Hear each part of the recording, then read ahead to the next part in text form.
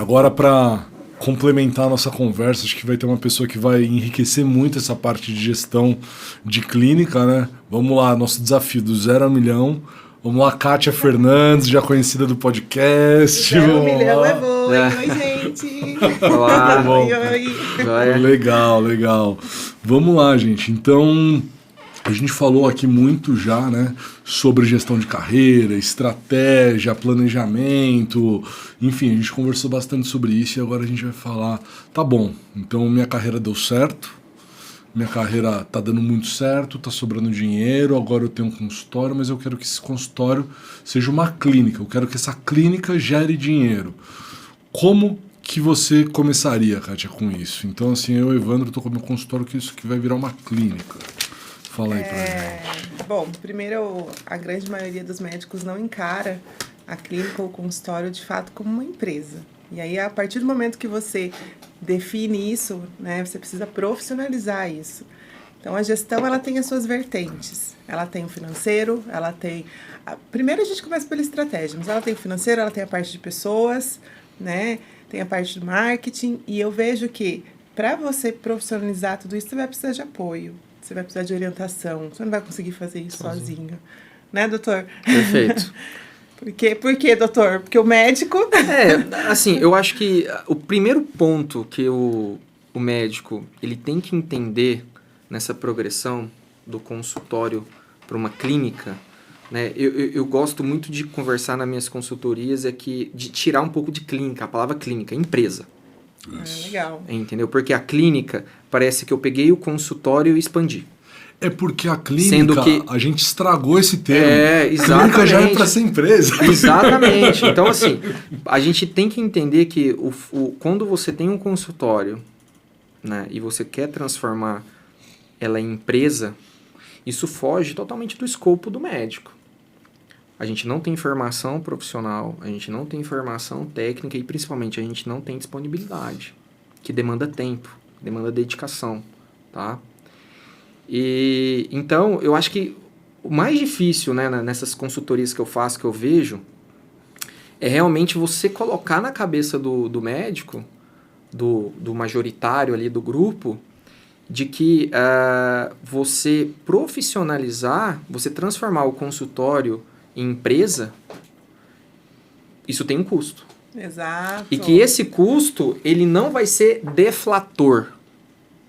Ele vai ser eu brinco que ele vai ser um prospector. E aí né? é um desafio dessa questão. Exatamente. Ele entender que o dinheiro, na verdade, ele não está pagando, ele está investindo. Né? Ele tá saindo de um faturamento pessoal, tá? De um faturamento profissional. Eu até brinco, né? Eu tive recentemente numa clínica que me chamaram para... Primeiro, que isso que eu faço é algo novo, assim, né? Não tem nenhum nome, assim, específico. Então, eles me ligam, Diogo, eu tô com uma dificuldade aqui, queria conversar com você. Então, aí acaba que a gente vira uma consultoria.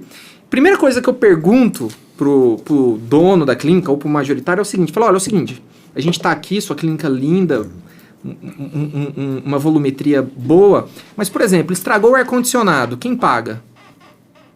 Eu tenho que tirar do bolso. Falei, então não é empresa. Então, eu tô dentro da sua casa. Esse aqui é a sua casa, que você trabalha dentro da sua casa. E, Diogo, o que eu vejo também é o valor, o valor que você dá para as coisas. Por exemplo, o valor que você dá para esse investimento que é profissionalizar essa empresa. Às vezes, eu me deparo com um médico que não quer investir na equipe. Perfeito. Ele precisa estruturar a empresa dele, contratar mais pessoas. Mas isso é um custo para mim muito alto. Então, se ele não quer investir nem na empresa, imagina nessa questão de tornar a clínica dele uma empresa. Olha, isso que você falou é uma coisa que é muito importante. Porque é o seguinte, a gente estava falando de perfil, né? Então, eu gosto de pegar esse ponto que você falou e traçar o perfil do médico. Uhum. O médico, ele é visto como um cara, primeiro, saudável. Primeiro, que tem uma família linda. Que a família dele é totalmente estruturada. É um cara que não comete erros, né? Sim. É um cara, né? Sim, isso. A imagem, esse é o né? perfil, essa é a imagem. É a imagem. Porém, quando a gente vem para os bastidores da medicina, o médico é extremamente egoísta. O médico, ele não é empático. o médico, ele tem uma relação muito boa com o paciente, péssima com o colega, né? Então, eu acho que, assim, eu que de um tempo para cá lido com muita gente, eu coordeno duas equipes de urgência, eu tenho uma equipe própria de 6 cirurgiões com formações diversas, a gente vê que o médico, ele tem uma dificuldade no relacionamento interpessoal / profissional extremo. Extremo. Do ponto que ele não preocupa com aquilo que ele está fazendo, ele preocupa com o que o outro está fazendo. Então, isso é uma dificuldade. Quando você fala em equipe, é extremamente difícil você colocar 5 médicos com o mesmo pensamento de progressão de carreira. É muito difícil. É que, assim, para médico, equipe não é uma realidade, né? Geralmente ser médico é um trabalho muito solitário, geralmente, né? Você tem seu consultório, você vai lá, você atende, você não tem essa interação de equipe. Na cirurgia um pouco menos, porque você tem auxiliar, mas a cirurgia pega muito o negócio do ego. A gente conversou, perfeito. Você é o cirurgião, você é o cara ali. Ninguém quer ser coadjuvante, né? Exato, todo mundo quer ser protagonista. Né? Você pode estar puxando farabefe pra mim aquele dia, mas você já tá pensando no dia que alguém vai estar puxando farabefe pra você, entendeu? Exatamente. Então, assim, por isso eu acho que... Dificulta muito essa parte do relacionamento. Sim. E também, voltando para a questão do custo, o médico, para ele investir, para ele tornar a empresa, a clínica dele, né, uma empresa de fato, ele tem que ter essa compreensão. Por que a equipe dele é importante? O que é uma equipe? Não adianta você não tem uma empresa sem pessoas. Sim. E você não consegue ter uma empresa também se você contratar várias pessoas num salário muito baixo. Vai ter rotatividade, vai ter problema. Aí já é uma barreira para a gente profissionalizar uma empresa. Sim. Dois pontos que vocês levantaram, um que o Diogo levantou e outro que a Kátia levantou agora, que eu acho muito importante o médico ele ter isso na cabeça, e eu vou fazer um paralelo com o mundo corporativo. Sim. Assim, hoje é muito comum você ter as empresas grandes, o maior shareholder, o cara maior acionista, ele não é o CEO. Sim. O CEO, na verdade, ele é o cara mais capacitado. Então você pode ser o dono da clínica, tudo, só que você não precisa ser o CEO, porque muito provavelmente você não vai ser o cara mais capacitado. Exatamente. Olha, Perfeito. O que você falou é uma coisa assim que eu vejo muito na prática, né? Eu participei de algumas negociações de clínicas, né? Uhum. E o interessante é assim, né?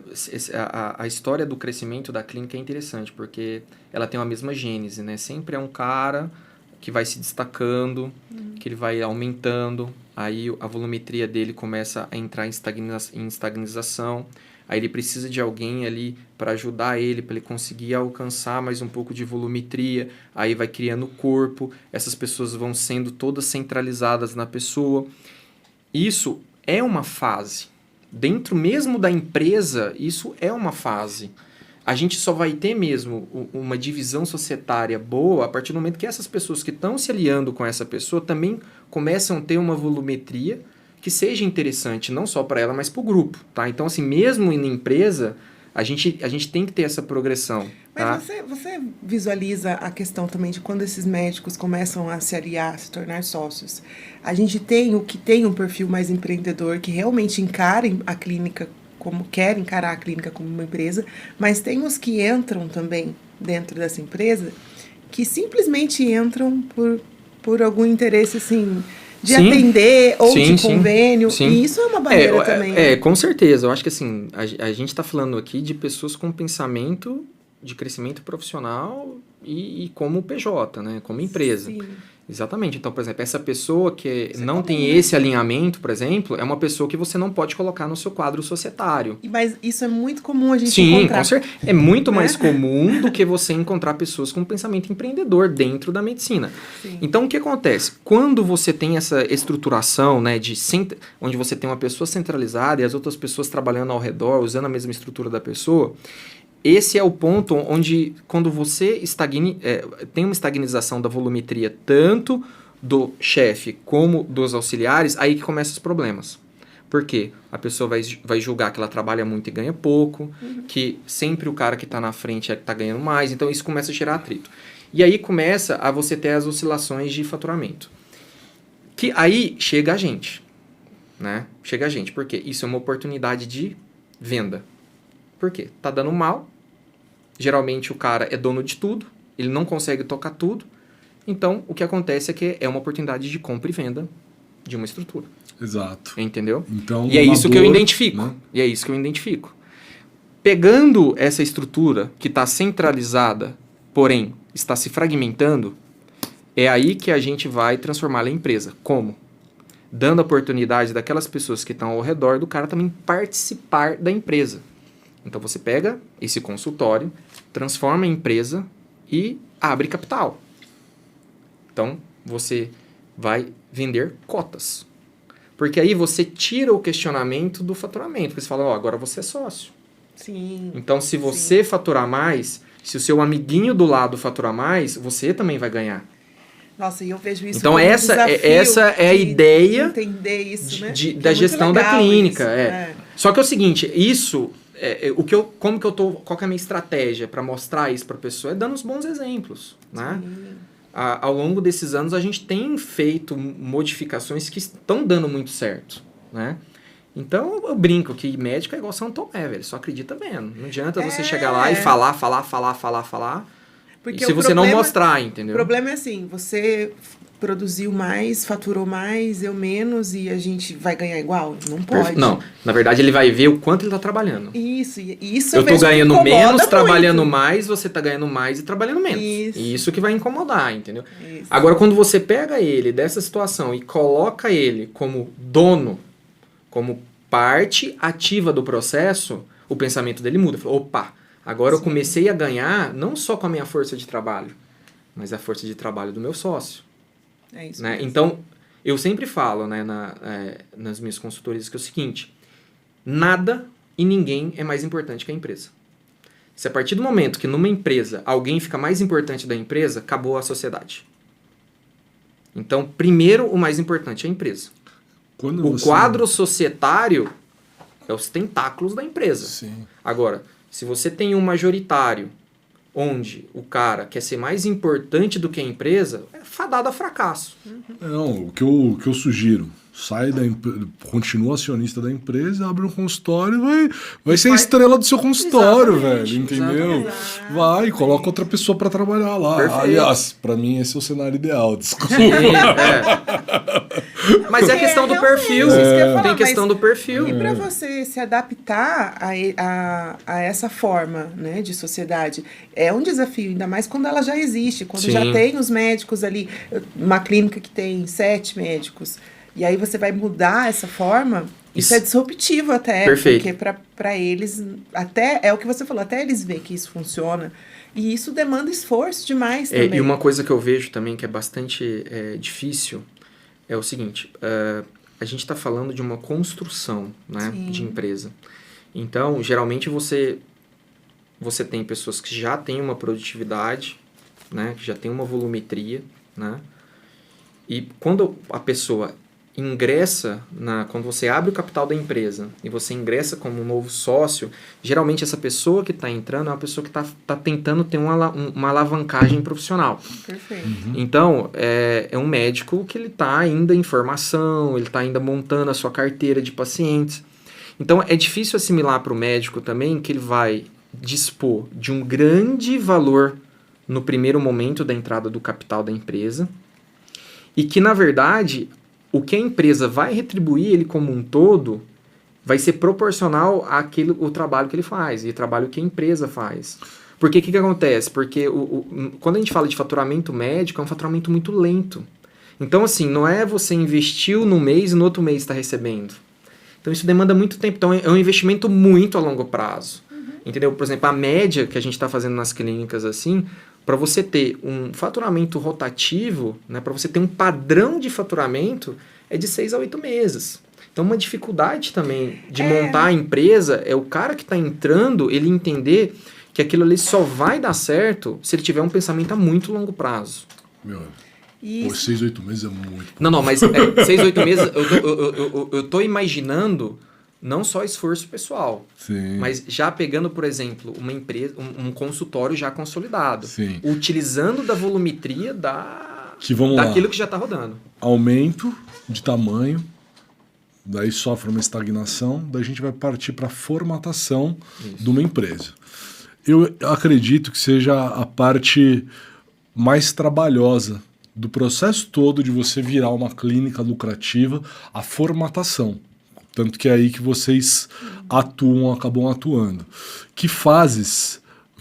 Primeiro, o que vocês precisam identificar quando vocês estão formatando aquela clínica em uma empresa de verdade? O que você identifica?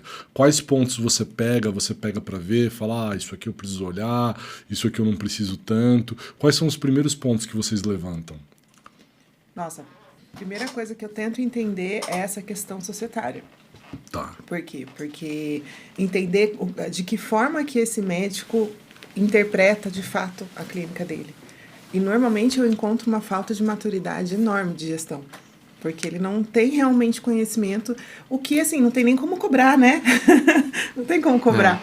Porque quando vocês montam um consultório, muitas vezes não houve um preparo. E então, assim, entender qual que é a sua visão da sua própria empresa. Tá? Porque daí você vai identificar os pontos falhos. O quanto é falho o seu financeiro, o seu faturamento, o quanto é falha a sua equipe. Porque normalmente não se tem estratégia. Não. E aí é o que você falou, que é o retorno a longo prazo. Quando ele entende o que é estratégia e que você vai conseguir um resultado no final, de fato, aí vira a chavinha. Sim. Né? Então eu vejo que assim, primeiro é você entender a maturidade de gestão, o que existe ali para poder fazer essa formatação. Para você conseguir ter um financeiro adequado, pelo menos o necessário para profissionalizar essa empresa. A parte da equipe não tem como, é essencial, porque senão a clínica não vai funcionar da melhor maneira também. Eu vejo dessa forma. Sim.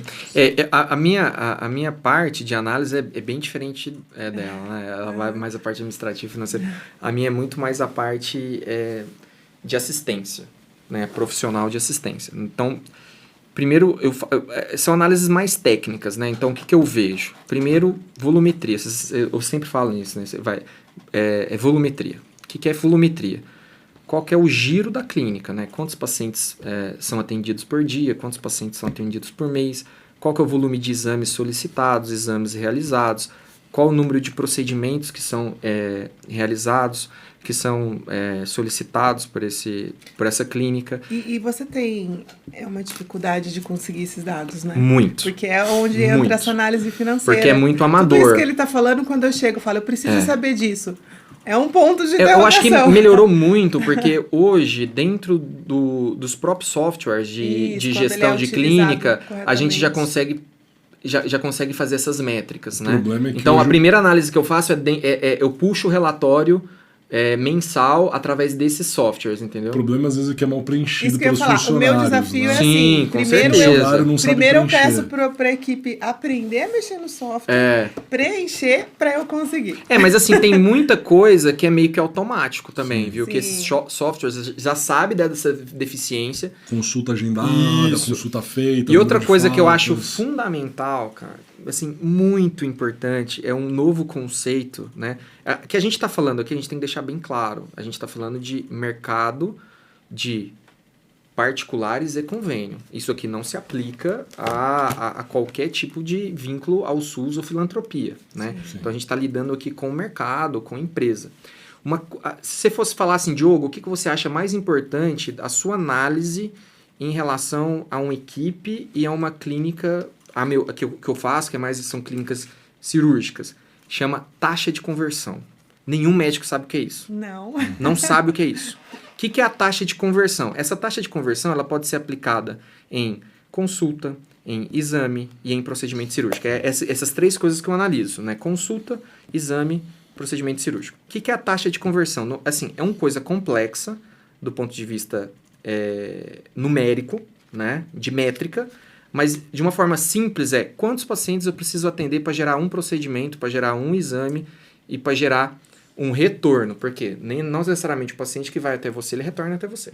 É o famoso funil. Isso. Né? Então a gente está falando de um funil. De questão de estratégia de alavanque na clínica, primeiro eu tenho que saber qual que é a taxa de conversão dessa clínica. Tá? Porque um cirurgião que atende 20 para converter uma cirurgia, ele tem algum problema. Será que ele está diagnosticando direito? Será que ele está pedindo exame de maneira correta? Será que onde ele está referenciando o exame está dando o retorno rápido que ele necessita? Qual que é a demanda dele? A demanda dele é espontânea, específica? Eu acho que é também a definição da clínica. Se ela tem uma demanda específica ou uma demanda espontânea é fundamental. O que é a demanda espontânea e o que é a demanda específica? Vou dar o exemplo da minha clínica. Lá no Instituto Proctogástrico, hoje a gente tem 6 gastrocirurgiões. Tá? A demanda específica, ela é aquela onde o cliente liga e fala, olha, quero passar com o Dr. Diogo. Essa é a demanda específica. Demanda espontânea é o que a clínica mostra para o cliente. Instituto Proctogastro. Então, tem Procto, tem Gastro. Então, o cliente liga e fala, ó, quero marcar consulta com gastro. Quero marcar consulta com proto. Quer dizer, abre o leque. Então, entender também... Porque, assim, tem muita clínica que é assim... Clínica doutor fulano de tal. Cara, você matou a demanda espontânea. Se você abre... A primeira coisa, quando você vai mudar o capital dessa empresa é o quê? É mudar o nome. Você tem que mudar o nome. Porque senão você mata a demanda espontânea. Não é empresa, se é o seu nome, não é uma empresa. Exatamente. Né? Instituto fulano de tal. Acabou. Se o fulano de tal já morreu, beleza. Agora, se o fulano de tal tá lá, cara, você só vai dar dinheiro pra esse cara. Porque você vai aumentar a demanda específica dele. E é curioso que você vê que não entender realmente de mercado. Né? Porque como que você vai montar a sua equipe e tal, com o seu sobrenome, com o seu nome...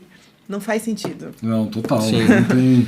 Então vamos lá, agora eu vou dar uma resumida para quem estiver escutando ficar muito claro, porque eu achei muito bacana esse monte de informação que a gente passou aqui. Eu até fiz umas anotações. Então, na parte da formatação da empresa, eu acho que ideal, né, primeiro, pelo que a gente conversou, seria a gente fazer uma análise do corpo societário dessa empresa, ver, né, quem são as pessoas, suas convicções, como eles enxergam as coisas e fazer um trabalho nesse pessoal.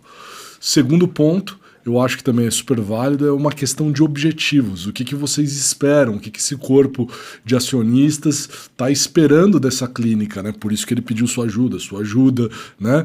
E terceiro ponto, né? Então fazer uma estratégia baseada nisso e começar o levantamento de todos os dados que vocês estão conversando agora para a gente identificar onde estão os problemas, para a gente propor, né, ações para haver uma melhora. Ficou claro? Parece correto o que eu falei? Estratégia E é muito legal quando eles têm entendimento da importância desses dados, o que são esses dados, porque quando eles entendem a conversão, né, fazer o levantamento de todos os dados de atendimento de paciente, é muito legal quando se é compreendido isso, porque daí a coisa começa a funcionar. E sabe que uma coisa que me chama muito a atenção é que a resolução, a grande maioria das resoluções dos problemas são coisas muito simples. Vou te dar um exemplo, cara, que foi assim, eu uso esse exemplo assim que foi fantástico. Um colega cirurgião, assim, bem conhecido aqui na região, veio conversar comigo, assim, conversa lá no refeitório, sabe? Pô, Diogo, tô sabendo que você tá fazendo aí um negócio de clínica, cara, eu tô com uma dificuldade lá na minha clínica, queria trocar uma ideia com você. Não, beleza, vamos conversar. Falou, cara, o que acontece? Meu volume de cirurgia tá estagnado. Assim, eu não consigo aumentar, mas não tá diminuindo, mas eu vejo que tem uma possibilidade de aumento, mas eu não tô vendo onde eu tô errando, entendeu? Eu falei, não, tá, vamos entender o seguinte, como que você faz para você manter uma volumetria? Primeiro você tem que entender, né? Então, cara, se você tem uma volumetria, você tem que diagnosticar, esse paciente ele tem que aceitar ser tratado com você e você tem que efetuar o tratamento. Então, é um processo, certo? Então, você tem que identificar qual que é o problema do processo. Entendeu? Vou resumir rapidinho. O problema dele era o quê?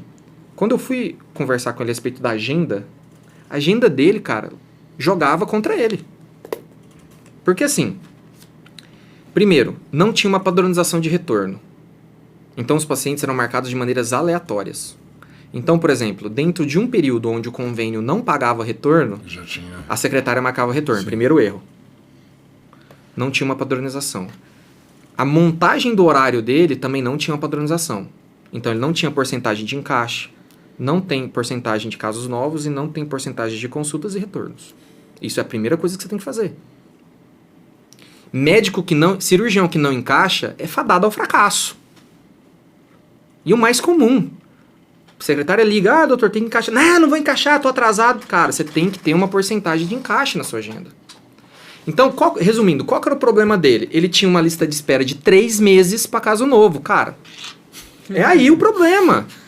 Vamos pegar a sua agenda e vamos estruturar. Olha, 40, sei lá, vou dar um exemplo X. 60% de consulta, 30% de retorno, 5% de encaixe e 5% de casos novos. Aquele caso que aparece de um encaminhamento, para você dar preferência para o encaminhamento, entendeu? Resumindo, cara, o que eu fiz para ele? Praticamente nada, eu só apontei o erro. Eu só apontei o erro dele e organizei a agenda dele. O que aconteceu? Aumentou a volumetria. Então a grande... É assim, sabe, o grande lance é você identificar o erro. Qual que é o processo? Qual que é o processo? Você tem que entender o processo. E você identificar onde está o erro. Então, o que ele tem que fazer? Ele tem que abrir mais horário. Sim. Ele tem que Ele atendia até 5 da tarde. Cara, numa cidade igual São José dos Campos, você não pode atender até 5 da tarde. A gente fica aberto até as 9 lá no meio. Perfeito. Então, assim, quer aumentar? Você pode ser muito bem. Não, Diogo, eu tô satisfeito, minha volumetria tá legal, não quero atender até 5. Ótimo. Mas se você vem até mim para aumentar a volumetria, cara, não dá. Você tem que expandir o horário. E é o que a gente até conversou uma vez sobre gestão de carreira. Para você aumentar seu ticket, para você melhorar, aumentar os valores também, é a sua gestão de agenda que vai fazer isso. Total. Então, o poder dessa gestão de agenda é muito grande. É muito grande. Outra coisa, né, que eu acho assim, que é identificar o erro, né? Vou dar outro exemplo de colega que veio conversar comigo e a gente resolveu tomando um expresso. Pô, Diogo, assim, é uma especialidade que precisa de muito encaminhamento. Tá? Tem especialidades, por exemplo, a minha especialidade. Quem supre muito o meu consultório é pronto-socorro. Pronto-socorro, cara, gastro, primeiro sintoma, o cara vai no pronto-socorro. Então, se você pegar no meus encaminhamentos, é muito de pronto-socorro, muito paciente do meu plantão, muito paciente dos colegas do PA, tá? Agora, tem algumas especialidades, igual a sua, por exemplo, a gente estava comentando, né? Não tem muito plantão. Então, assim, cara, eu preciso de alguém me encaminhando esse paciente. Sim. Eu preciso disso, entendeu? Aí esse colega falou, pô, Diogo, ele veio falar comigo e falou, pô, eu não tô nenhuma urgência aqui no hospital, a minha especialidade é uma especialidade que tem dificuldade de fomentar uma urgência, de fomentar uma porta do hospital, e eu tô tendo dificuldade porque eu tenho muito pouco encaminhamento. E assim, eu falei, tá, então você precisa montar uma estratégia de encaminhamento, certo? Certo. Então, beleza. Sua especialidade, vamos dar o seu exemplo da sua especialidade. Sua especialidade é cabeça e pescoço. Quem que vai encaminhar paciente para você? Endocrinologista. Radiologista, faz exame. GO. Qual que é o GO que não pede ultrassom de tireoide? É o clínico da mulher. É, né? O clínico da mulher. É o geriatra, né? É o pneumologista, por conta do câncer, né? É o dentista. Dentista. Entendeu? Identificou uma lesão. Aí eu falei pra ele, cara, então, assim, o que a gente tem que... A gente tem que mapear a sua zona de encaminhamento. Então, eu sentei com ele e falei, não, então vamos colocar as especialidades que são potenciais encaminhadoras para você. Tal. Beleza. Onde é seu consultório? Vou dar um exemplo X. Meu consultório é no Pátio das Américas. Você já mapeou isso dentro do seu prédio? Atender a demanda do prédio. Primeira coisa, você vai a demanda do prédio. Lógico. Cara, não, nunca fiz isso. Você sabe quem atende no seu prédio? Não sei. Cara, o erro tá aí. Porque numa ligação da sua secretária com a secretária dele, você já fez um encaminhamento, você já fez um link. Então, o que a gente trabalhou nesse colega? Contato secretária. A gente mapeou todas as especialidades que tinha no prédio. E a secretária dele, que eu acho que é interessante também, a figura de secretária de negócios. É uma coisa muito nova e é uma coisa que a clínica tem que ter. O médico, ele não tem tempo para isso. Ele precisa de uma pessoa que faça isso, secretária de negócios. Que é a secretária que vai cuidar do quê? Justamente dessa malha supridora da clínica. Então a gente treinou a secretária dele para estar fazendo o quê? Ela ia nas clínicas, Fala, olha... Comercial total. Fala, olha, a gente tá atendendo, a gente atende lá cabeça e pescoço, a gente tem ultrassom, apresenta a clínica, fala, ó, a gente tem um acordo com as clínicas que a gente consegue fazer o exame de maneira mais rápida, a gente consegue dar um atendimento integral pro paciente. Então, olha, a gente vai dar preferência para você. Se você precisar encaminhar um paciente, eu já tenho espaço na agenda dele, o paciente não vai precisar esperar. Resumindo, a gente fez o contato corpo a corpo, contato entre secretários, a volumetria dele começou a crescer. Então são coisas simples, entendeu? Eu acho que assim, primeiro você tem que entender o processo. E aí, a partir do processo, você identificar as falhas. Hoje, quando também vem conversar comigo, perguntando, pô, como que eu faço? Não tenho volume, não sei o quê. Pô, vamos começar no marketing, não sei o quê. Mas eu já sinto, eu sei quando a pessoa está preparada, porque o investimento no marketing, o pessoal acha que, desculpa galera, mas que com 500 contos você vai fazer milagre. Não, imagina. Se fosse, cara, todo mundo ia estar bem de vida. Se fosse com 500 reais, né, cara?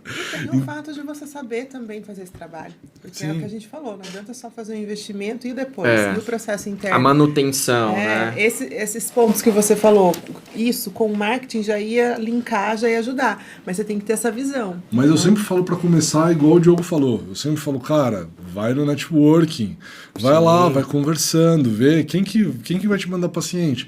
Faz isso do networking primeiro, depois você parte pro marketing. Eu acho que a pessoa não está preparada, que o pessoal romantiza muito o marketing hoje. Exato. Fala, nossa, o marketing digital, acha que é o acho que assim, grande o que eu vejo a coisas. galera assim, acha que o Instagram ele consegue operar milagres, né? Não é, cara, assim, tem o seu valor, né? Eu tenho Instagram, eu gostaria de ser até mais participativo, mas realmente, assim, vida de cirurgião, coordenando 2 equipes, fazendo consultoria, cara, assim, tá difícil.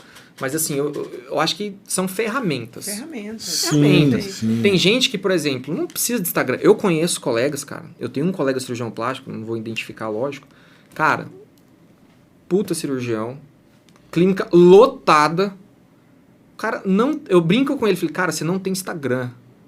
O seu WhatsApp não tem foto.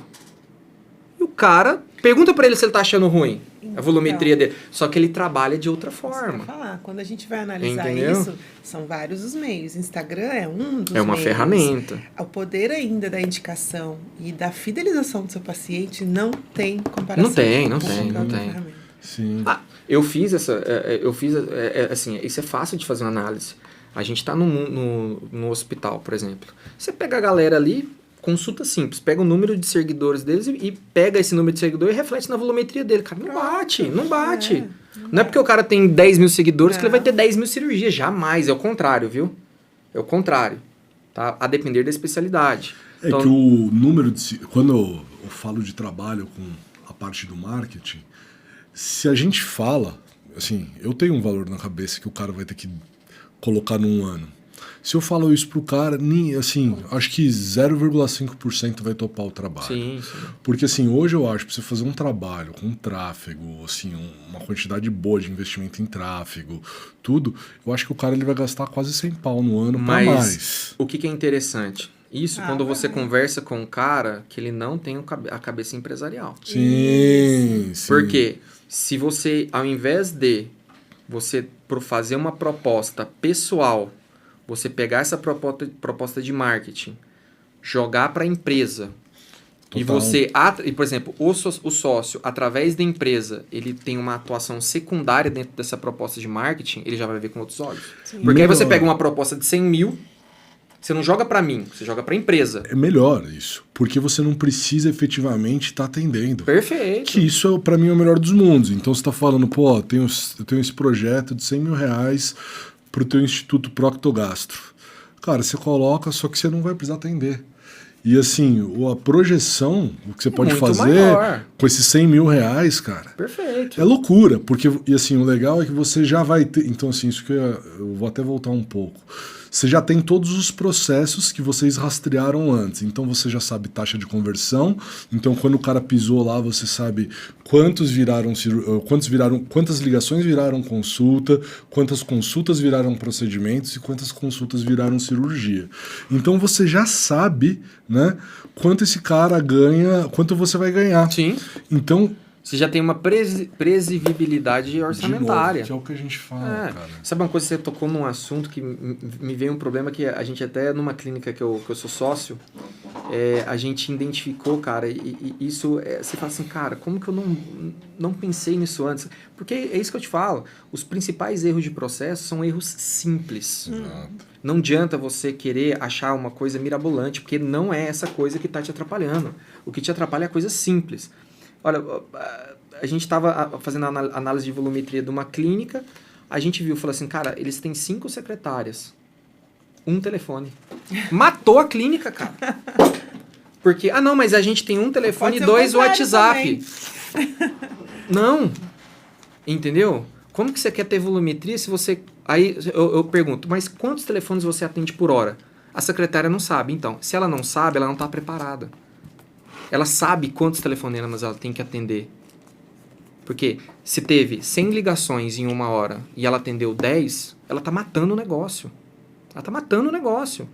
São 90% das pessoas com procura não atendidas. Então, uma das coisas que você tem que identificar na clínica de alta volumetria é o acesso a ela. Então, assim, fazer um trabalho da secretária, por exemplo, a secretária que atende a pessoa não pode ser a secretária que atende o telefone. Sim, isso que a gente entendeu? falou em todas. Pode. Né? Especialização, entendeu? De funções. Exatamente. Então assim, se você quer ter uma exatamente, se você quer ter uma clínica com alta volumetria, eu sempre falo, não reutiliza pessoas. É porque parece mais barato, mas sai mais caro. Sai caro. Então, assim, aí você pega... o pensamento do não. E é fácil identificar, né? cara. No próprio PABX lá, ele te dá um relatório de quantas ligações foram feitas, quantas ligações foram atendidas, quantas ligações foram efetuadas. Perdidas. Eu cheguei na clínica e falei assim, tá, você não atendeu... Vamos supor, teve 10 ligações, você não atendeu 5, beleza? Quantas você retornou? Tem Bina, por que você não retornou? Não retorna. Não retorna. Eu não sabia que era para retornar. Quer dizer... Não tem um treinamento... Mata, cara. Então, assim, é coisa simples. Então, você monta uma estratégia de atendimento. Então, é o seguinte. Monta uma equipe de telefonia. Olha, você... De todas as clínicas... a minha equipe hoje, ela está em 8 cidades do Vale do Paraíba. Então, eu tenho contato com 8 clínicas com total perfil, assim... diverso. Tá? Nunca, por melhor que você treine a sua funcionária, pelo melhor sistema de telefonia que você coloca, você não consegue chegar a 70%. Porque você não consegue mensurar seu volume. Entendeu? Então, a telefonia é uma coisa simples, mas que é o calcanhar de Aquiles de uma clínica. Que não adianta você colocar 100 mil reais de marketing se você não tem o telefone. É uma coisa básica, entendeu? Então, por exemplo, se você consegue responder de maneira rápida, de maneira concreta, dar um retorno para o paciente, cara, isso modifica totalmente o quê? A montagem da agenda. E aí, por exemplo... Você vai fazer um orçamento hoje de telefonia, você tem noção? Cara, eu não tinha noção. Vou falar da minha... Eu só identifico, mas eu não faço orçamento. Cara, hoje uma clínica com alta volumetria, cara, ela vai gastar em média 70, 80 mil reais de telefonia. Eu tô falando de um PABX, uma Bina, um sistema de autoatendimento, né? De autoatendimento. Hoje a gente tem sistema de autoatendimento inteligente, mesmo aplicado à clínica, onde a pessoa ela vai se orientando através dos menus, né? Cara, hoje, em base de telefonia, o céu é o limite. E isso é um investimento fundamental, cara. Fundamental. Se você tem uma diminuição do número de resposta ao chamado, cara, isso vai impactar no seu faturamento, assim, enormemente. Não, é bizarro, cara. Entra. Você falou, você atende 50% da ligação, você acabou de perder 50% do faturamento. Perfeito. Né? Então, assim, é uma coisa simples, cara. É você olhar e você entender qual que é o processo. O processo é demanda, secretária, resposta. Sua secretária está treinada? A resposta dela está adequada? A demanda está tendo acesso à sua secretária? Você tem que ver. Ah, não, minha secretária... Ah, não, a demanda está ok. O acesso está ok. Mas a minha secretária, ela está atendendo, ela está agendando consulta, ela está agendando... Peraí. Vamos colocar ela só para atender o telefone? E aí, a primeira questão que eles falam, custo. Perfeito. Então, eu acho que de tudo, não sei se é a primeira coisa, mas você precisa mudar o seu pensamento. É isso. Mas eu acho que uma coisa que eu uso muito para estar justificando isso é o valuation. Porque ele tem que entender que ele montando um sistema de telefonia adequado, aquilo vai agregar o faturamento dele, mas, por exemplo, na abertura de capital, numa possível venda futura, aquilo vai agregar. Por exemplo, eu vou comprar uma clínica, eu vou negociar uma venda de clínica, se eu vejo que a telefonia é ruim, eu já vou depreciar. Entendeu? Porque qual que é o meu argumento? Você não atende a sua demanda. Acabou. E ele não tem argumento, porque eu vou falar, não, me dá o relatório da Bina. Você fala, cara, você está perdendo 50% de demanda. Exato. Então, e você mostra, eu acho que é isso que você faz, né? Porque isso na verdade é uma venda, né? Sim. Basicamente, não é uma estratégia de venda. Você pega a dor, né, do cara, né? Então, tô com um faturamento estagnado. Ah, beleza, mostra a Bina. Cara, você perde 50% das ligações. Ah, tá bom, perco 50% das ligações. Não. Você está perdendo, por conta desses 50% da ligação e por causa dos números que você me mostrou, você está perdendo R$200 mil por mês. Daí você está perdendo o valuation da sua empresa. Exato. Se alguém vir comprar aqui, é um fator de depreciamento. É igual você ir querer vender seu carro com arranhado. Sim. O cara vai bater o olho, ó, seu carro é bom, funciona, mas, cara, esse arranhado aqui eu vou ter que gastar R$800, eu vou depreciar o valor do carro. Então, assim, eu acho que a compreensão do valuation, ele vai muito mais da compreensão de faturamento. Porque quando você vai falar quanto custa a sua clínica? Aí o cara coloca valor sentimental. Ah, porque eu peguei da minha mãe, porque meu pai me deu, essa cadeira quem me deu foi meu pai na década de... O cara coloca emoção, coloca sentimento. E o valuation não é isso. Não. O valuation é o seguinte, você tem uma clínica de 3 andares, top, ótimo. Mas você produz equivalente a uma clínica de 3 andares? A maioria não. Não. A maioria é um elefante branco, enorme a clínica, só que executa 30% do potencial. E o valuation, ele vai ver isso. O valuation vai falar, cara, você tem o custo de 3 andares, mas o seu faturamento é de meio andar. Não tem como eu te pagar um valor sobre aquilo que você está realmente produzindo. Uhum. Não adianta eu achar sua clínica legal, sua clínica bonita, se ela não fatura. Sim, não. Principal pilar, Entendeu? né? Quando você vai fazer o valuation do negócio desse. Então, acho né? que a gente que mexe com gestão, você administrativa, financeira, eu com mais uma gestão de negócio, uma coisa mais profissional, mais focada, é justamente mostrar isso, que o investimento, ele não é só para retorno de faturamento. O investimento é para valorizar a empresa. A sua empresa, eu sempre falo, a sua empresa ela vale X hoje, ano que vem ela tem que ser X mais alguma coisa. Eu não posso chegar aqui ano que vem e começar a depreciar. Entendeu? O seu negócio é um negócio pungente, ele tem um sistema, ele tem uma trajetória. Não tem como você querer crescer se você não tem um acréscimo de valuation, se você não tem um valor agregado associado. Então, uma coisa que eu convenço as pessoas a estar fazendo esses investimentos é a questão do valuation, entendeu? Falei, cara, sua clínica é bonita, tem mármore, travertino, computador da Apple, secretárias bem arrumadas, maquiadas. Mas, cara, isso tem coisas no processo que depreciam sua clínica. Eu não quero saber se é mármore travertino ou não. Eu quero saber se você tem uma taxa de conversão alta, eu quero saber sobre o seu faturamento. O seu faturamento é condizente com a sua estrutura? É isso que a gente vai analisar. Perfeito. Entendeu? Eu não quero saber se é bonito, se é feio, não. Quero saber se o seu faturamento é condizente com a sua estrutura. Exato. E o pensamento normalmente é esse, né? Se preocupa muito com a estrutura e com Exatamente. a outra parte nem tanto. Exatamente. Você gastou 100 mil reais com mármore travertino, mas gastou 10 reais com a telefonia. Quem vai te manter? O mármore ou a telefonia? Exato. Investimento errado. Investimento errado. Exato. Eu sempre falo, quando você vai mexer com empresa, principalmente da área médica, a análise de expansão de estrutura, cara, é a das mais difíceis do mundo. Por quê?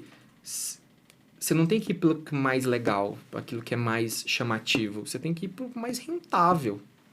Entendeu? Não adianta você colocar uma coisa muito avançada, muito sofisticada, se aquilo não vai te dar um retorno.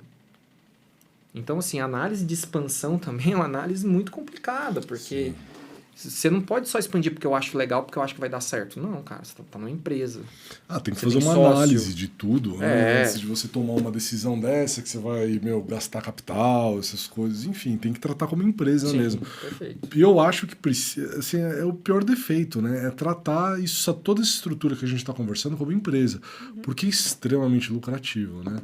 Enfim, como a gente falou, do 0 a 1 milhão, acho que ficou bastante dica aqui para quem vai escutar esse episódio. Muita dica, muita coisa valiosa. E obrigado aí, Diogo, pela presença. Imagina, cara importante. obrigado a você. Vai pra cirurgia agora já. É sábado, né? Mas Não, eu falo, cirurgião todos os dias são dias úteis.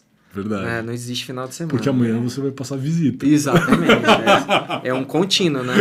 Não tem como interromper o processo. É por isso que eu virei empresário. Por isso que eu tô indo pro caminho da gestão. Boa!